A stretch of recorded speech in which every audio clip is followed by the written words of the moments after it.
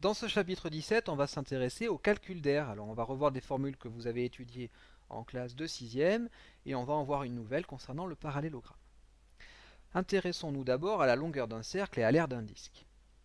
Qu'est-ce qu'un cercle déjà? Rappelons-nous la définition vue en 6e. Le cercle de centre I et de rayon R, c'est la ligne constituée de tous les points situés à la distance R, donc du rayon, du point I.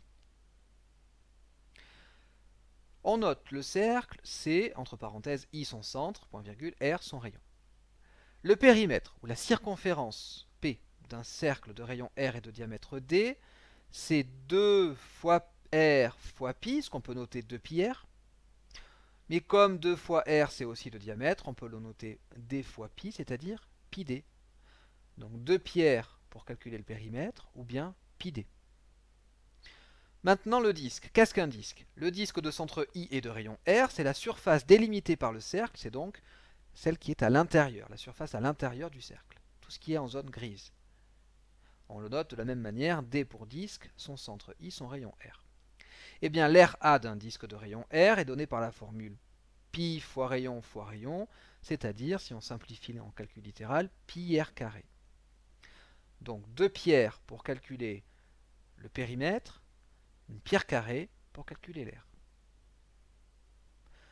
Pour l'aire d'un triangle, cette fois-ci. Alors, on a vu en 6e la base, le triangle rectangle, on a dit que c'était la moitié d'un rectangle, donc elle se déduit l'aire d'un triangle de celle d'un rectangle dont on sait calculer l'aire puisque c'est le produit de la longueur par la largeur. On peut donc dire que l'aire du triangle est déduite de celle du rectangle. Donc voici ici deux triangles, un triangle classique et un triangle obtusangle, c'est-à-dire qui possède un angle obtus et dont la hauteur est extérieure au triangle. Et bien pour calculer l'aire d'un triangle, il suffit de multiplier la base fois la hauteur et de diviser par 2.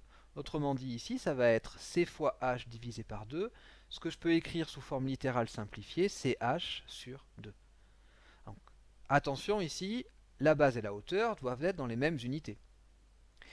Nous verrons en classe une démonstration qui utilise le calcul littéral de cette propriété. Dernière chose et nouveauté, l'aire d'un parallélogramme. L'aire du parallélogramme, je vous informe qu'elle est déduite de celle du rectangle. Alors pourquoi? Prenons notre parallélogramme ABCD. Il est évident que si on note que DC est égal à B, eh bien AB est lui aussi égal à petit b, puisque dans un parallélogramme, nous savons que les côtés opposés sont de même longueur. L'idée ici, ça va être de calculer l'aire par un découpage-collage. Donc on va découper le triangle ADH et je vais le coller en BC. Qu'est-ce qu'on constate? Que si je coupe mon triangle ADH et que je le recolle de l'autre côté, on obtient ainsi un rectangle. Et on sait calculer l'aire d'un rectangle. L'aire d'un rectangle, c'est longueur fois largeur. Donc l'aire d'un parallélogramme, ça va donc être égal à B multiplié par H, la base multipliée par la hauteur. Ce qu'on va pouvoir noter BH sous forme littérale la plus simplifiée possible. Attention à nouveau, C et H, ici B et H, pardon, doivent être exprimés dans la même unité.